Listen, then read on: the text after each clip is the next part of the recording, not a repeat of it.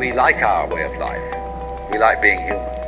And so we've got to impose our will upon this world as if we were something completely alien to it. The war between man and nature.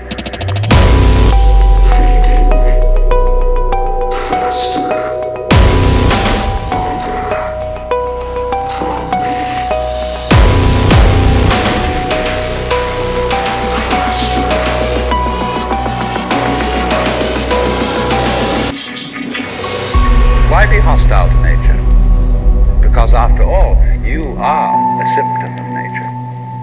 You, as a human being, you grow out of this physical universe in just exactly the same way that an apple grows off an apple tree. Because you and I are flukes in this cosmos.